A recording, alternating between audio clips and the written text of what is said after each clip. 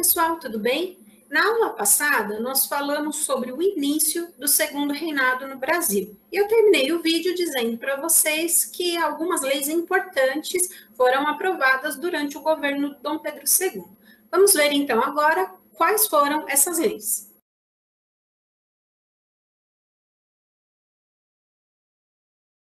Antes de falarmos sobre essas leis, só relembrando a questão do fim da briga entre liberais e conservadores pelas cadeiras do ministério aí do Dom Pedro II, lembrando que esses grupos tinham mais semelhanças do que diferenças. Inclusive, na época, dizia-se a frase, nada mais conservador do que um liberal no poder, mostrando aí, né, que os grupos tinham mais semelhanças do que diferenças. E é o que essa charge está mostrando. O Dom Pedro aí controlando os dois grupos. Dentre as leis importantes publicadas naquele período, uma delas mexeu com a relação econômica entre Inglaterra e Brasil, a chamada Tarifa Alves Branco, que foi publicada pelo ministro da Fazenda, Manuel Alves Branco, em 1844.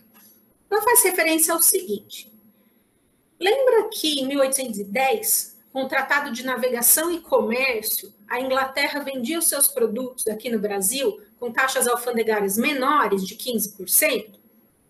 Isso dava uma vantagem aos ingleses, que já estavam no processo da segunda Revolução Industrial, e isso acabava prejudicando as pessoas aqui no Brasil que queriam investir em indústrias. Pois bem, em 1844, o Manuel Alves Branco acabou com os tratados de 1810. Justamente com essa tarifa. Ele disse, a partir daquele momento, que a Inglaterra não teria mais vantagens e criou um novo sistema de tarifas alfandegárias. Agora, ao invés dos ingleses pagarem 15% de taxa e os outros países 24%, tanto ingleses como outros países pagariam de 30% a 60% de taxa, dependendo do produto. Então, os ingleses estavam agora em condições de igualdade com os outros países. A ideia do Alves Branco era incentivar o desenvolvimento da indústria aqui no Brasil, porque assim, né, já estamos aí quase na metade do século XIX, muitos países estão aí no processo da segunda Revolução Industrial, e o Brasil tinha poucas indústrias, e muitas delas não conseguiam concorrer, né, com os produtos ingleses. Mas essa tarifa ela foi extremamente polêmica, porque quem trabalhava com importação de produtos acabou tendo seus negócios duramente atingidos. Além disso, os ingleses vão reclamar, né? Porque assim, né? Nossa, sempre tivemos uma relação tão amigável, né? Sem grandes problemas, por que isso agora, né? Então, o Manuel Alves Branco teve que lutar contra as pressões econômicas de quem trabalhava com importação e também com os ingleses para poder, né, manter essa tarifa, que deixou de existir algum tempo depois.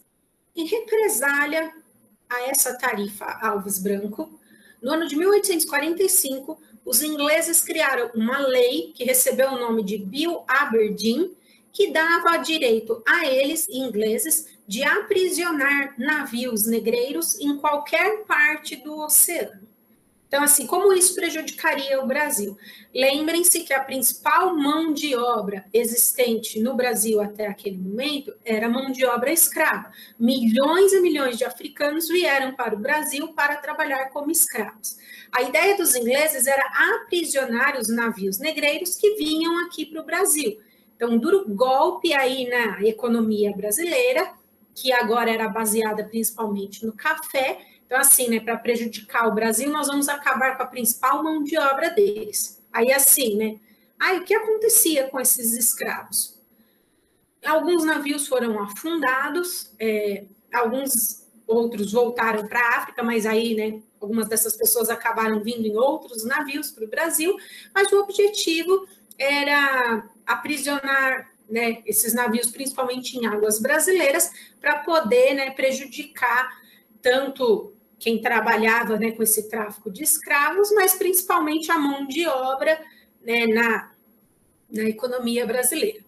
Não era nada pensando nesses africanos escravizados, tá? Não era uma questão humanitária, não. Era uma questão puramente econômica.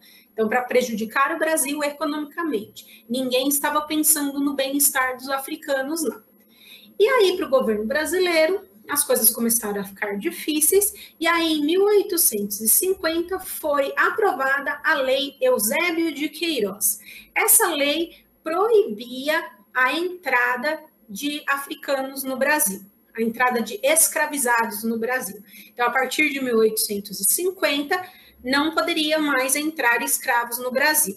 Essa foi uma resposta do governo brasileiro às pressões da Inglaterra, que a Inglaterra pressionava o Brasil pelo fim da escravidão, porque estava passando por um processo da segunda revolução industrial, e como a gente sabe, escravo não recebe salário.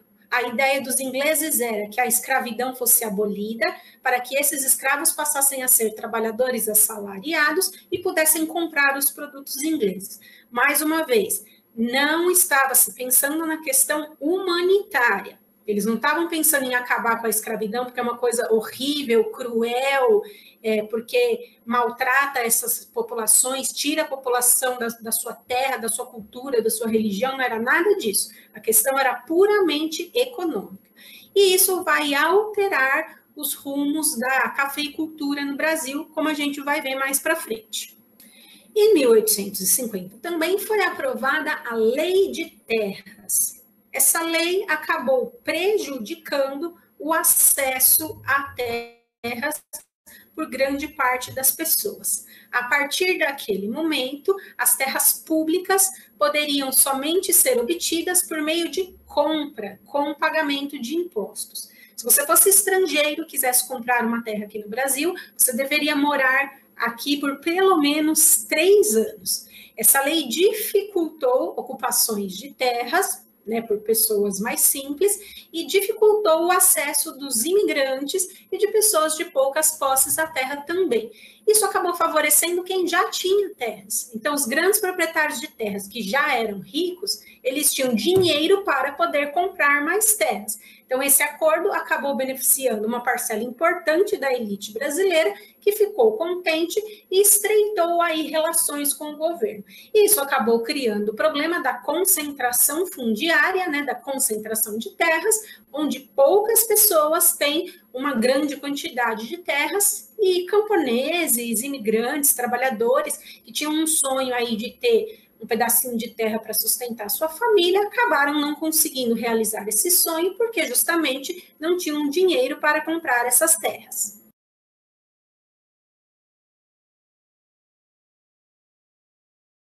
Assim como seu avô, Dom João, e seu pai, Dom Pedro I, o Dom Pedro II também teve que enfrentar revoltas de descontentamento contra o seu governo.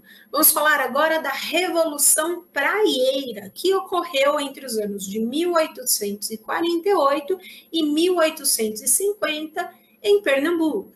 De novo em Pernambuco, falamos aí sobre várias revoltas que ocorreram nessa província, como a Revolução Pernambucana de 1817, a Confederação do Equador de 1824, e agora, Dom Pedro II enfrentando essa Revolução Praieira. E, na verdade, começa com um conflito entre liberais e conservadores. Lembrem-se do seguinte, quem nomeava os presidentes de província, que é um cargo semelhante a governador estadual, era o imperador. E aí, os liberais se revoltaram contra a destituição de um homem chamado Chichorro da Gama, que era liberal e era presidente da província. E ele foi substituído por um homem chamado Herculano Ferreira Pena, que era conservador. Então, assim, quem estava no poder foi tirado, que era um liberal, e foi nomeado um conservador para o seu lugar. E aí começou o grande desentendimento. Os liberais receberam apoio das camadas médias, que além dessa questão do presidente da província, protestaram contra o desemprego e também o apoio de grupos populares que protestavam contra os altos preços dos alimentos. Um outro ponto importante dessa revolta é a questão do comércio. Os principais comerciantes de Pernambuco eram portugueses. Isso deixava os brasileiros muito bravos, porque assim, se o comércio é no Brasil, quem tem que ser dono do comércio são os brasileiros. E era comércio, assim, de alimentos, coisas do dia a dia das pessoas. Então, mais um motivo para essa revolta. Os revoltados se reuniam na sede de um jornal localizado na Rua da Praia, no Recife, que deu o nome aí à Revolução Praieira. Dentre as propostas dos revoltosos estavam o voto livre e universal, ou seja, independentemente da renda, ricos e pobres poderiam votar, então queriam o fim do voto censitário. Além disso, a liberdade de imprensa, porque lembrem-se no Brasil que existia censura à imprensa, aliás, desde o governo do Dom Pedro I, isso já era um motivo de discussão. Além disso, a propriedade dos estabelecimentos comerciais restritas a brasileiros, então, né, comércio, dono brasileiro. Portugueses não poderiam ser mais dono de comércio em Pernambuco. A separação e a definitiva independência entre os poderes executivo, legislativo e judiciário. Então, essas pessoas estavam falando contra o poder moderador, inclusive pedindo a sua extinção, e a reforma do poder judiciário e garantia de direitos individuais a todos os cidadãos. Então, tem algumas propostas aí iluministas, né, dentre o movimento. Movimento este que acabou sendo derrotado por tropas em Pernambuco que eram leais aos conservadores, né, que ajudaram aí os conservadores, com a ajuda das tropas imperiais que o Dom Pedro II mandou lá para a região. Então, o movimento acabou não tendo o sucesso desejado.